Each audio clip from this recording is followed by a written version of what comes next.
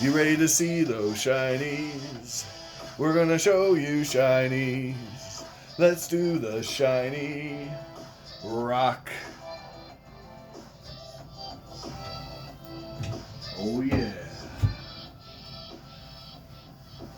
Well, as you might have guessed, guys, it's that special time that we all love so much.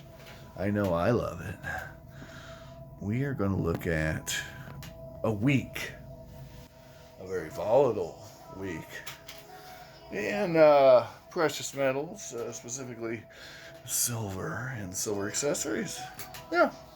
And we're going to talk about some amazing acquisitions that maybe weren't quite so amazing after all, but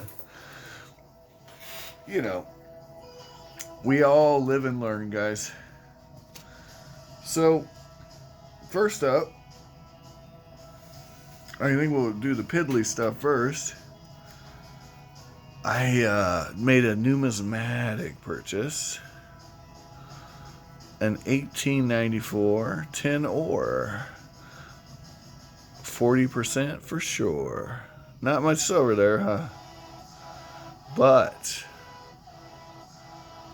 the mintages on these are fairly low, and yeah, they're not in good shape a lot of times. This one's in decent shape, so I'm sure the video's proving that to you, right, guys? So yeah, paid $13. I wanted to show this off first. So this was the one I was on the fence about even getting, but I don't know. I kind of got a thing for Swedish coins, just gotta say. And then there's a few naughty purchases here. Some of them make perfect sense. Some of them are pretty naughty. A lot of numismatic stuff. I paid $5 for this, only because it's Soviet, and I love having an opportunity or an excuse to, you know how I do, talk about communism. And I break out in voice of a certain sort when I start talking about it. I just become a different person. It just enrages me so much. Because you look at this coin, it's so nice. But then you look at the back and you realize what it's all about. It's wheat. Do you get the joke? It's wheat. Ha! Ha ha! Think about it. Alright, anyway. So, that was $5 I'll never get back. But I just wanted an excuse to do that. And here we go. This one's in mint condition. 1967. The mintage on this is extremely low at 200,000. And I thought $3 wasn't too bad for that. Even though the melt on it's about $2, a little under $2. But it's minty, the mintage is low enough. I said, you know what, we're gonna get that. And I forgot to tell you the best part. So I had to buy a certain dollar amount, and once I reached that dollar amount, all shipping was free. So some of these were trying to get that, reach that point. Now this was another numismatic purchase. This is pretty nice. And so I paid $39 for an old Brazilian coin from 1863. 1,000 reais, or however you say it. Reais, whatever it is. I should know, given... Well, that's okay. Pretty nice. It's a looker. Was it worth $39? Well, I'll tell you what. I couldn't get a seated half for that in this condition. So, yeah, it was worth it. To me. This one, another numismatic purchase. The mintage, again, very low. It's not in the best shape, but it's an 1894 2.5 shilling or half crown. from South Africa, and you know, I paid $25. The melt on it's like 10. I'm okay with that.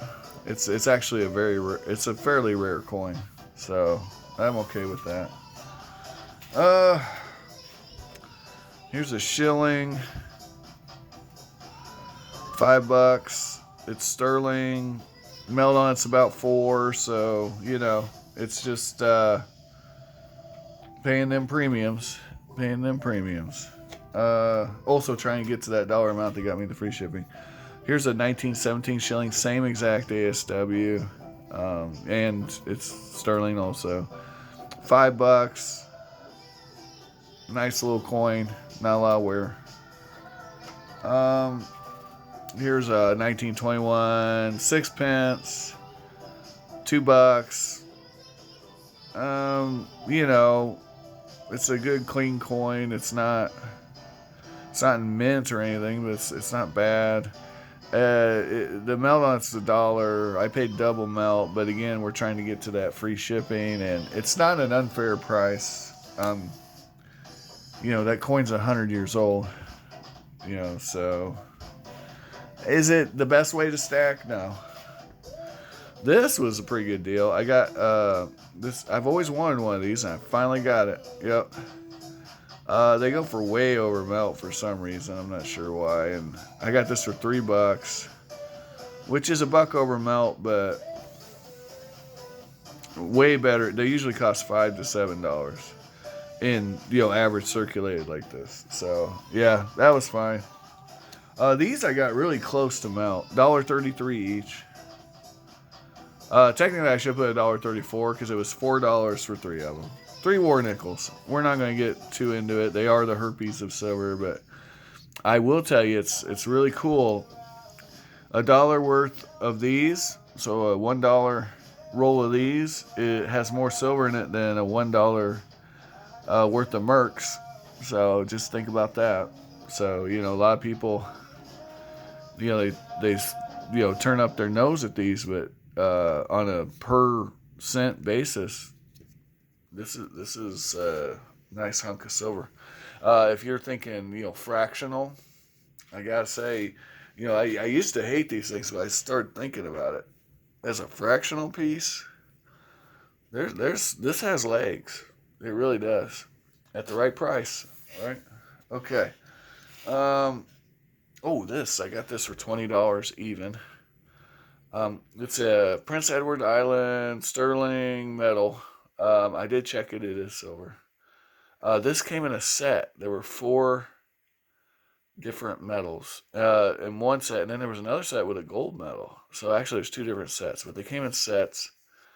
And there was brass, nickel, and copper. But I've seen gold ones too. They must have been in the really primo set. And then, of course, the sterling silver one. You can get the whole set for about $39 pretty consistently. The melt on this is $19 and some change. It's a point. So I paid literally pennies premium on this coin. Or metal, sorry. It's not a coin. 0.8559 is the ASW. It's quite a honker. It's actually quite thick.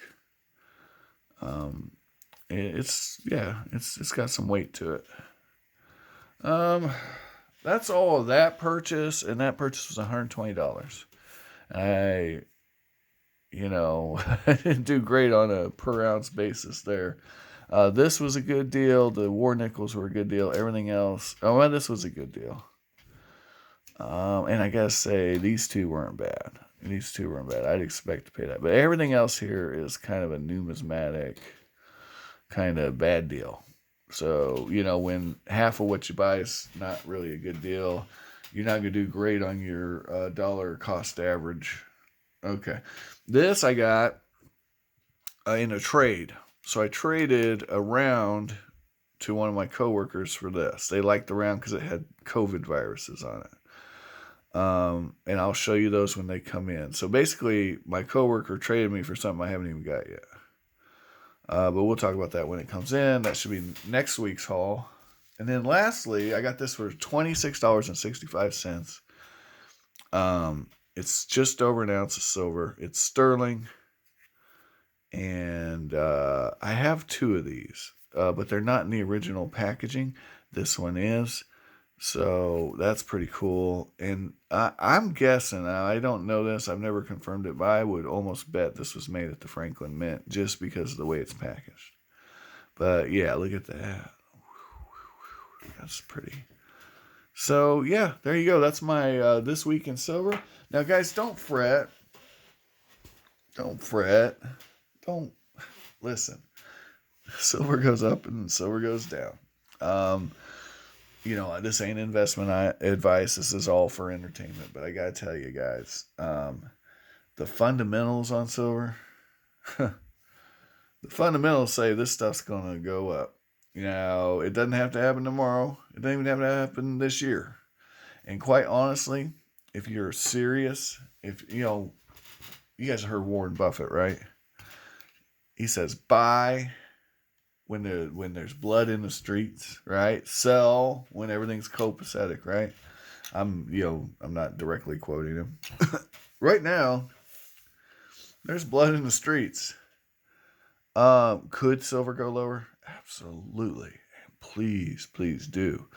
The secret is, now this is just my opinion, you buy a certain dollar amount now you could go month, you could go week, if you see a real big dip, you could, fudge it a little and get, justify to yourself, maybe quit getting Starbucks or quit eating out for a week and take that extra money, budget it. That's the key. You got to budget it. You don't want to be, again, just my opinion, you don't want to be over 10% of your total investments in anything like this, commodities. These are highly volatile. But if you believe in the fundamentals, there's going to come a day where you're going to be able to take these koala bears and trade them for gold. If you believe in gold. If you don't believe in gold, you can trade them for dollars, for Federal Reserve notes. Okay? The point is, the inflation-adjusted high for silver is just over $160. Now, that's the all-time high adjusted for inflation, and that's 1980, okay? We have inflation like crazy, okay? The most since 1981. Now, I'm not telling you that this is going to go to $161, but I am telling you it could, okay? Now, some would argue that there's paper contracts out there that don't have any silver backing them, okay? I don't know. I'm not there. I do know I watched a cool video about just that topic. A very seemed nice young man actually tried to collect on a silver contract and was given the runaround. And he never got his silver. He, to this day, as far as I know, never got his silver. But he did get promised that he could have his silver someday, if ever, I don't remember exactly how. I know that he never got his silver. That's what I know. But they gave every step. It was a multi-step process. Every step, there were roadblocks, and he had to call in lawyers. And by the time you add it up, here's another thing I remember them saying. They said that we can't guarantee that it's the bar is this size, so we have to have you pay if it's 20% bigger. So we have to pay, so you're paying a 20%, or maybe it was 10%. Like I said, watch the video. But they just put roadblock after roadblock on this guy. And finally, they gave him a piece of paper that said, yes, your bar is sitting here. And no, you can't have it. But it is yours.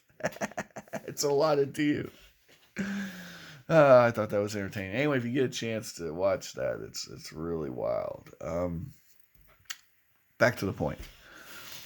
That paper stuff, that's not the same as this stuff. That's my point. This stuff, you're going to look at the price of silver and you're going to cry, okay? Because you can't get it for the price of silver, can you?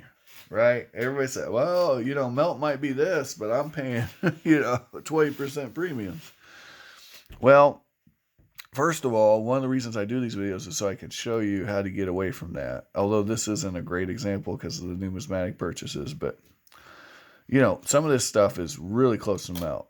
or, you know, right at melt, like these right here. This stuff, you know, this stuff was right, just pennies above melt. So if you can mess around and get stuff like this, this was not, this ain't a bad premium. $26 an ounce. Or not 26. No, it's just under 20. It's like 25 something for this, I think. But, you know, you're doing okay. You're still in the ballpark. Although silver's 22, so I mean, you know, if silver drops below 20, then I would stack powder dollars. That's me. I'm gonna be stacking dollars because I'm gonna see, and if it's below 20, I'm looking for any deals out there, anything even close to melt, and I'm buying it. Okay. Now, a couple years ago, before the pandemic,